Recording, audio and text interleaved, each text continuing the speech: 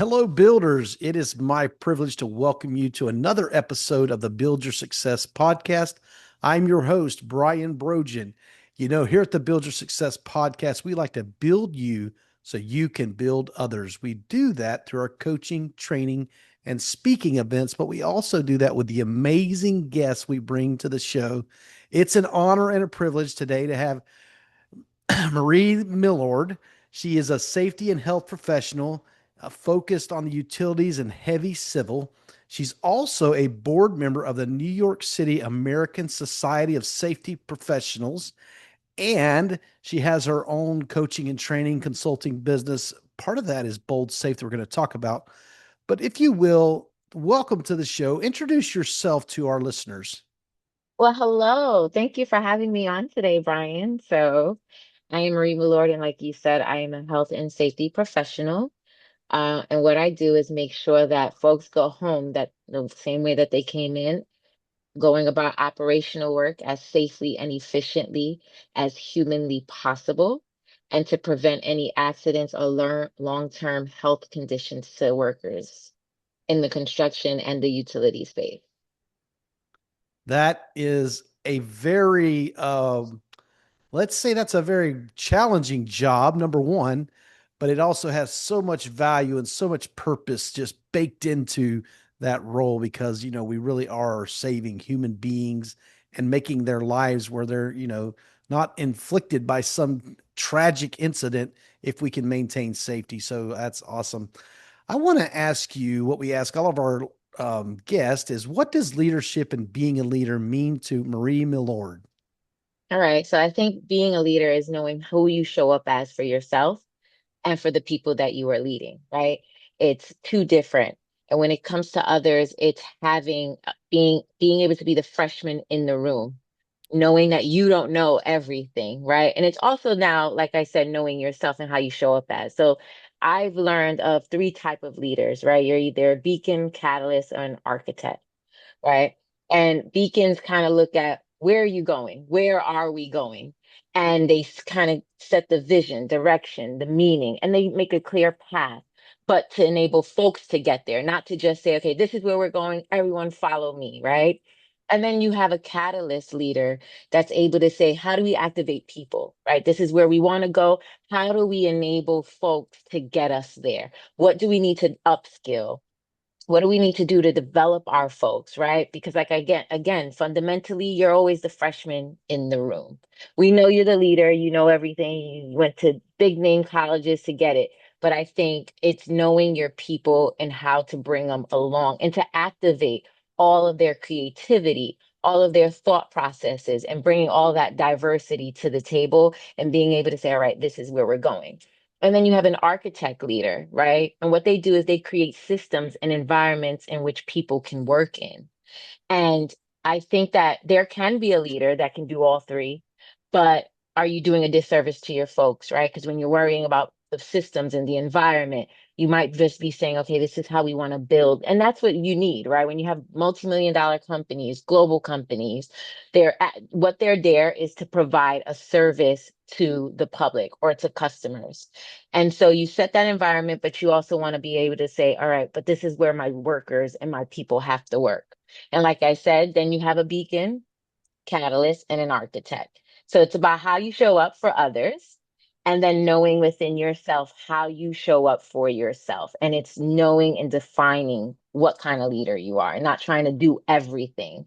Because when you're trying to do everything, that no longer makes you a leader. It just makes you, the selfish kid at the table who brought the cool juices. As you say that, it reminds me. I wrote an article recently about how bad we are at delegating, and the one man band is a curiosity. I mean, it's cute. It's fun to watch somebody bang on some cymbals and tap a drum and blow a horn, but that's not an orchestra. And it takes, a lot of competent people, a lot of competent musicians to create an orchestra. And it's totally different than a one man band. Uh, but as you said that, I thought about that. The reason I love asking this question is because I get such a diversity of answers. It's amazing to me. Yes, there's some common threads, but what I heard from you was this the light, which was the first initiator. Remember what you called it, the first one that you used. To be a freshman in the room, No, not the or freshman. the beacon, The beacon, to beacon, be a yeah, to be the beacon. light. So Yes, be a yes, light. yes, Shine the path forward for people. And then that yes. catalyst would be the spark. I mean, just put a Hmm. spark in someone. And then finally that architect, I think they're going to design the way forward, help you just really get clarity on what you're trying to do. So that is an Hmm. amazing analogy of different types of leaders. And honestly, people want to be led differently. So it's great that we do have diversity in leadership. That other piece you said about being the freshman in the room, how important is that? I Yes. think when you have enough knowledge to know you don't know everything, that's a great day in your life. Hmm. And it's okay not to know everything. It's actually a refreshing feeling. And to build a system and group around you that can support the ideas. And it's just amazing to sit back and look at people. Just, you ever sit in a room where you're looking at five people just throw ideas out and you're like, wow, I never even thought about that, right? Because we only use a certain percentage of our brain, each of us, and we're all using a different part, and we all have different ideas. So that beauty in that. I love to be a leader and sit back and look at just folks get juiced up in all their ideas. So yes. That is awesome. As you talk about that, I think about early in my leadership career, many people look to the leader for answers. And I would try to find or provide those answers. And I felt incompetent when I didn't have them early on. Then when I Yeah. finally learned, hey, wait a minute, they're bringing these issues to me. Some of them are just venting, but some of them actually want to work through some solve and problem solving skills and put it back out into the group and say, hey, I can't solve this problem, but we can solve this problem. And boy, that's another just a flip switch in your leadership journey when you realize I can't answer all these questions. I'm not capable of that. And I can't take on the burden of attempting to do that. So recognizing you have a team and valuing what they can bring to the table. And man, a collective thought's a whole lot better than a single thought. Oh, for sure. And allowing people to get to the answer themselves, right? You can coach people psychologically into the answer that they probably could have answered themselves originally, but you got to bring them along, right? And there's something different around someone feeling like they told me what to do rather than feeling like I came up to the answer myself. And you got to make people feel like they came to the answer themselves. And it's just helping them further their thought process. And I think sometimes with leaders, right? When I look beyond that, when I look at a leader who is just very closed off, they're handling everything, they don't know how to delegate. Sometimes, just from an empathy level, maybe they never learned to be that way. It was, right. They got chastised, they got in trouble for every wrong decision there is. And I think there has to be some accountability once you're a leader. But I think some are afraid to delegate because they're afraid to allow themselves to fail. Somehow they believe if I control the narrative, control what's going on, I can also control the outcome. And that's not how it works. But I think that comes from a psyche of someone built off of survival skills. They've either learned their skills from getting in trouble, and there wasn't that fall safe. It's okay to fail. Mistakes are there to be made. And there are a lot of leaders you look at and you got to be like, why are you like that? Right. And you got to dig deep. They never really learned to just go, yeah, we're all together. Maybe their first job was, constant crack of the whip, and no matter and if they asked for help, it's, well, you should know better. And every leader was at one point a worker somewhere, right? You don't just give people exact titles because they look great at the job. It's they had to prove the point. So it comes, everybody brings a sort of trauma. And so when you peel those layers off of a leader, sometimes when they get those, different upskilling, development, execs, leadership, it's always a constant breakdown of where is this coming from. So there's that aspect of it. I get a little empathetic with my leaders and stuff like that. Marie, that was a great response on leadership. While I was doing show prep, I came across some stuff you posted about the importance of EI. And I noticed that you and I have a similar background in construction and power. Those are tough environments. So, Mhm. why is it so important that we learn about emotional intelligence and apply some of that to this industry? Construction, even in the utility space, is one of the most collaborative environments that you can work in, right? You have engineer, trades, planners, operations, inspectors, and leaders, and we're all thinking differently. We're all bringing something different, solving problems in real time. And when people don't feel seen, heard, and valued, then you get to a place where those things are no longer flourishing, especially those with that are neurodivergent, right? So I also really, really have a soft and a special place, and I hold a space for neurodivergence or an unconventional way of thinking. We lose insight, creativity, and often safety. So if you look at like a building structure, right, you got to think, wow, that's a beautiful building, right? Or you think about a bridge. Who thought to put that together? Like, what in the world? Like, right? We're thinking it's normal because we're just seeing while it's already there. But at the idea level, that came from someone's EQ, EI, right? And I've seen firsthand that some of the most innovative solutions on job sites come from the very people who are misunderstood. And my EQ, and I learned that regulating your emotions, being empathetic, allowing other people the empowerment to be seen and valued, that's when they start to bring those ideas to the forefront. That's when you start to see creativity get that fruition. And then also you think about the psychosocial hazards of things. So you put people at work, you put them in construction high, hey, get the job done, right? We're here from 7 to 3. Let's go. We got to get going. Operational. Let's go. But we didn't take into account what the drive in was like for the person. We didn't take into account them what happened the night before, right? Close family member, friend got a phone call.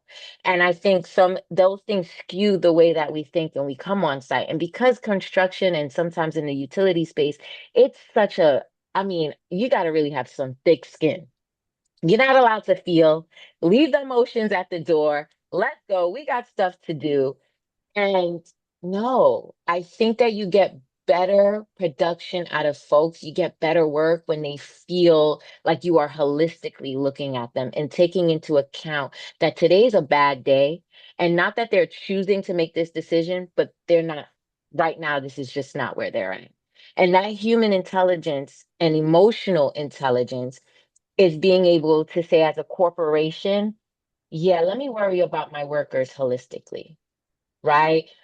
This is the door where we want folks to come in their whole selves. We want you to bring in what's going on and let's help you further along so that we get the work that we need out of you. Because some people live and breathe their jobs and their creativity is very important to them. But when we don't use EQ and EI in certain areas, we miss something in folks, and that is humongous. We allow people to say, "Go get your physicals," right? We have a Department of Transportation. In order to work big trucks, you got to have a physical. You have to make sure that you're not on any type of medication, nothing that will, obscure your driving and your ability to haul heavy equipment around. What about those heavy thoughts, right? Why are we not looking at it like that? This is the same thing. People have some heaviness and the creativity and let's get the work done. But what about, are we seeing if they're capable to have this heavy piece of work that needs to be done? And so that's what that does, right? And that's why I do that work. And what I've done recently with the Bold and Safe, right, is I go into schools and communities because it allows me to nurture that early on.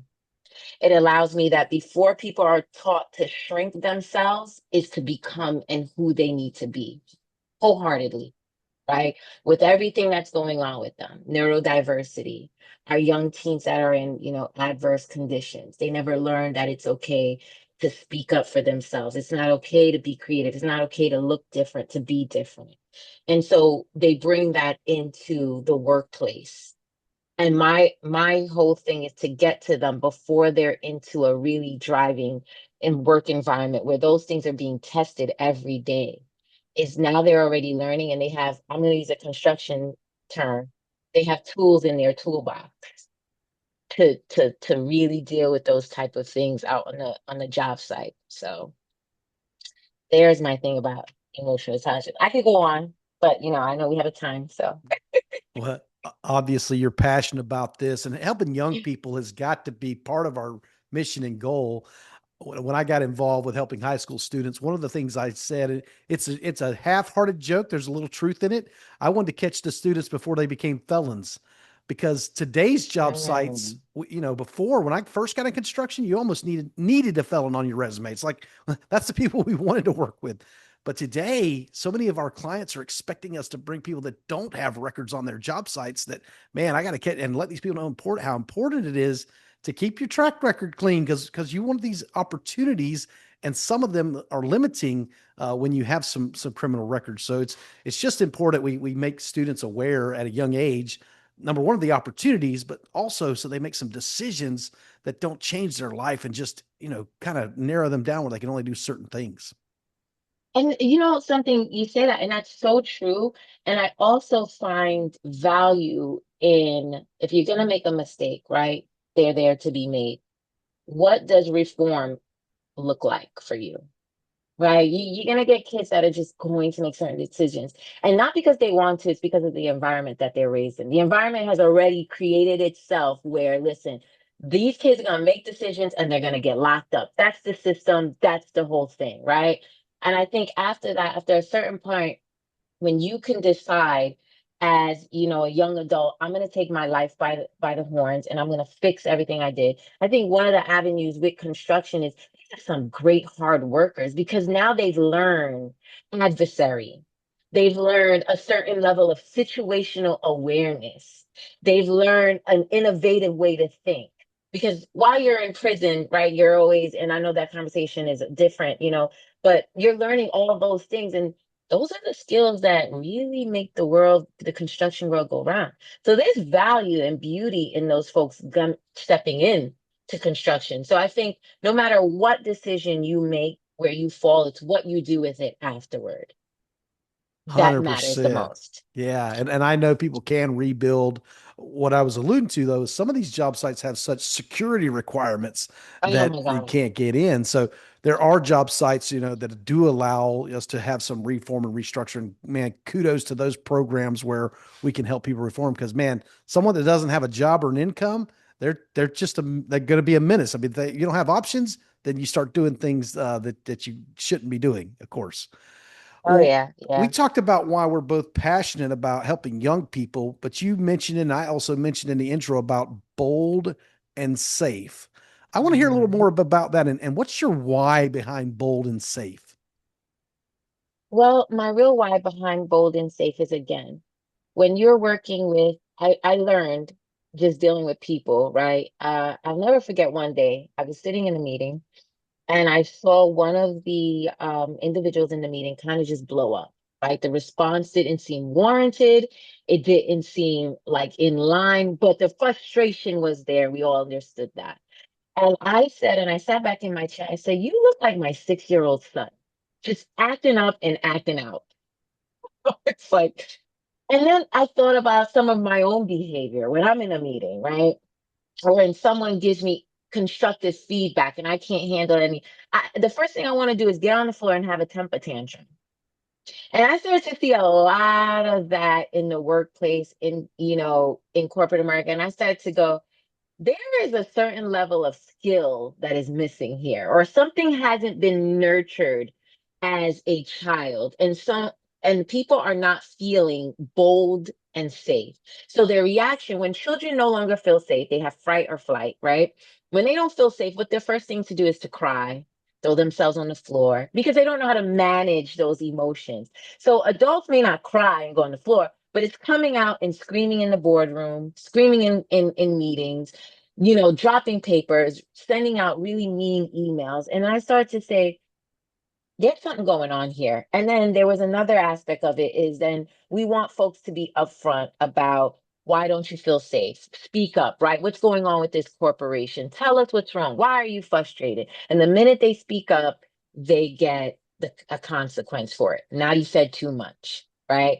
So the Bold and Safe is an initiative that I started, and I started to go into schools and communities to teach young children about psychological safety and psychosocial hazards and safety. And what that looks like is a creation of an environment for both yourself and for the people you work with, so that it minimizes how you blow up. It minimizes poor emotional regulation. It minimizes the way you respond to constructive feedback.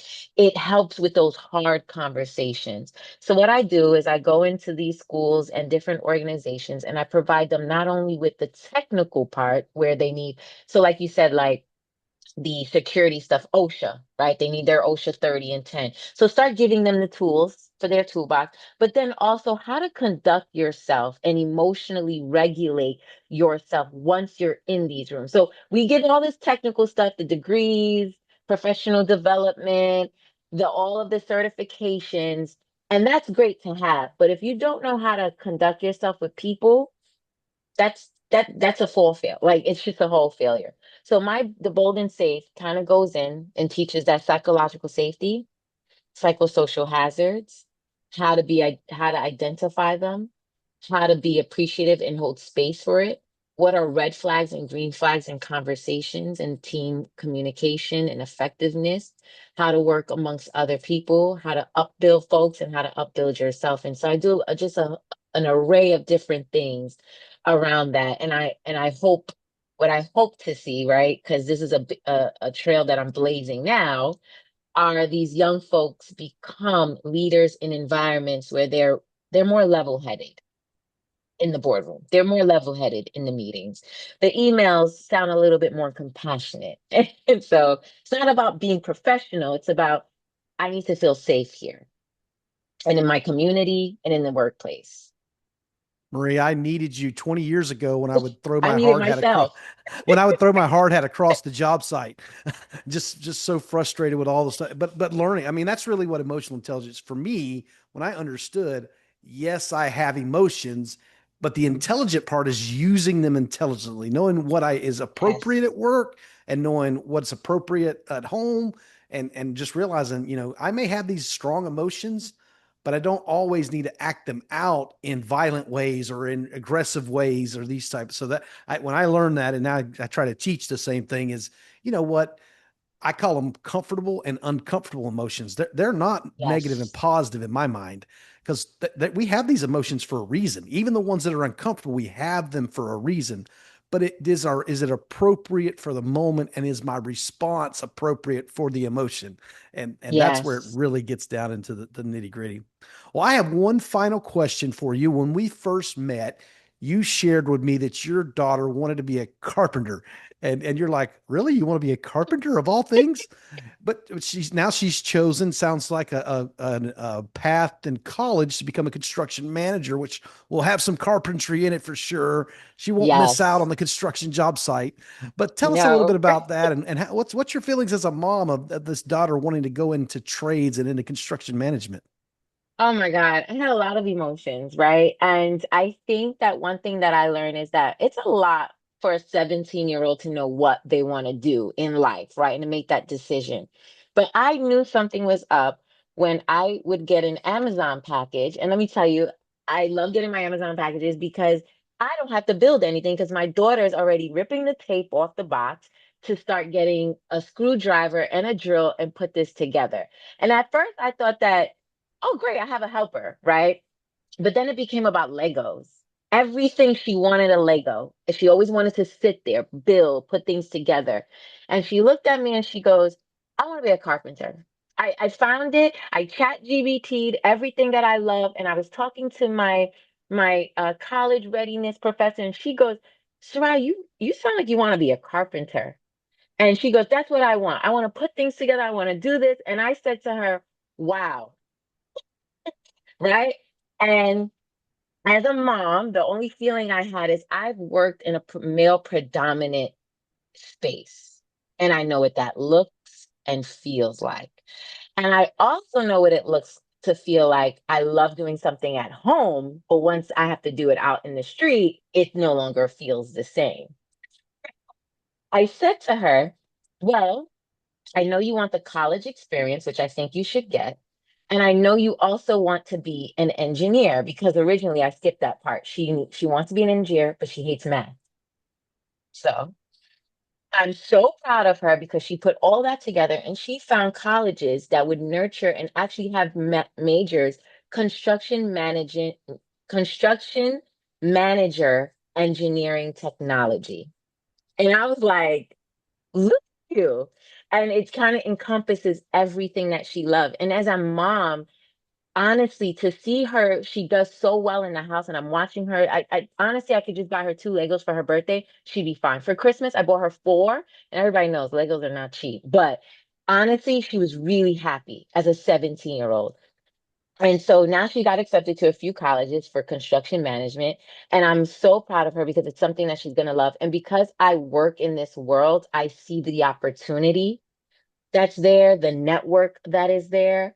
My fear of, it's a male predominated field. You know what? I made it. I was just fine.